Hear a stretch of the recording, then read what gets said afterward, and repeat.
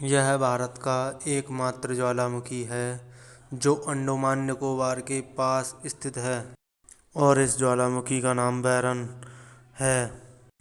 इसका नाम बैरन इसलिए पड़ा क्योंकि यह बैरन द्वीप पर है और बैरन का अर्थ होता है बंजर, अर्थात यहाँ कोई नहीं रहता। बैरन द्वीप पर केवल एक दो पक्षियों के अलावा कोई भी इंसान नहीं रहता है और बैरन द्वीप 3 किलोमीटर वर्ग किलोमीटर के क्षेत्रफल में फैला है। इसी द्वीप पर बैरन द्वीप पर ही बैरन ज्वालामुखी है जो भारत का एकमात्र सक्रिय ज्वालामुखी है, जिसमें आखिरी बार विस्फोट सन 2005 में हुआ था और जब से ये लगातार फटता ही जा रहा है। कभी इसमें से धुआं निकलता है तो कभी लावा निकलता रहता है जो इस द्वीप को एक आकर्षण का केंद्र बनाता है। जब यह 2005 में जब फटा था तो इसके फटने का कारण सुमात्रा में आया भूकंप था। भूकंप की वजह से यह फट पड़ा था। ज्वालामुखी के फटने का कारण प्लेट्स होती हैं जो कि आपस में टकराती हैं या फिर ज़मीन नीचे बहुत गर्म होती है, जिसकी वजह से यह ज्वालामुखी फटते हैं और इनसे लावा निकलने लगता है। बैरन ज्वालामुखी ऐसी ही प्लेटों पर स्थित है। बैरन ज्वालामुखी जिन प्लेटों पर स्थित है वह भारतीय प्लेट और म्यांमार प्लेट है और इन्हीं प्लेटों के घिसने के कारण या टकराने के कारण बैरन ज्वालामुखी फटता है। यह ज्वालामुखी अंडमान निकोबार के उत्तर पूर्व में स्थित है। यह अंडमान निकोबार की राजधानी पोर्ट ब्लेयर से 138 किलोमीटर की दूरी पर है। यह भारत का एकमात्र सक्रिय ज्वालामुखी है।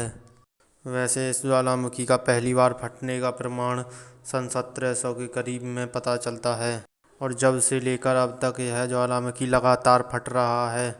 2005 से पहले यह ज्वालामुखी 1994 में भी फटा था। उसके बाद 1995 में भी यह कई बार फटा और इन ज्वालामुखियों के फटने से निकलने वाली गैस या धुआं या लावा जो कुछ पदार्थ निकलता है वह बहुत कम आता है। ज्वालामुखियों से ही गंधक नाम का पदार्थ मिलता है जो विस्फोट के काम में आता है। अगर इन ज्वालामुखियों से लावा बाहर ना निकले तो आप सोच सकते हैं कि पृथ्वी कितनी गर्म हो जाएगी और गर्म होने से यह एक आग का गोला बन सकती है। इसलिए पृथ्वी से जगह जगह ज्वालामुखी फटते रहते हैं जिनसे पृथ्वी की गर्मी बाहर निकलती रहती है और लावा निकलता रहता है। बैरन द्वीप नामक ज्वालामुखी का क्रेटर बहुत ही बड़ा है जो एक साथ बहुत सारे लावा को बाहर निकालता है।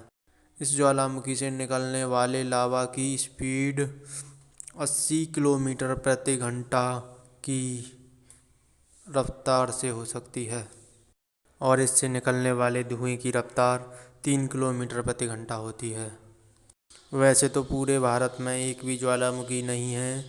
यह ज्वालामुखी भारत के ज़मीनी क्षेत्र से अलग समुद्र के बीच में एक द्वीप पर ही है और इस वजह से यह एक आकर्षण का केंद्र बना रहता है। समय समय पर विशेषज्ञ से देखने जाते हैं और इसके लावा को लेकर इसके लावा की जांच करते हैं और पता लगाते हैं कि यह ज्वालामुखी कब से फट रहा है और क्यों फटा है और कब तक फटता रहेगा। अगर आप ये सोच रहे हैं कि यह भारत में एकमात्र ज्वालामुखी है तो आप गलत सोच रहे हैं, क्योंकि एक और ज्वालामुखी है नारकोंडम जो एक सुषुप्त ज्वालामुखी है जो कई सालों से फटा नहीं है, लेकिन हाल ही में उसमें से धुआं निकलने का पता चला है। धुआं निकलने की वजह का अभी तक पता नहीं चल पाया है। हो सकता है कि भविष्य में यह भी फटने लग जाए जिससे वहाँ रह रहे लोगों को बहुत नुकसान होगा। इसलिए पहले से ही पता करने की कोशिश की जा रही है कि यह ज्वालामुखी फटेगा तो नहीं। अगर फटेगा तो यहाँ पर रहने वाले लोगों को यहाँ से निकालकर कहीं और निर्वासित किया जाए जिससे कि उन्हें कोई नुकसान ना हो।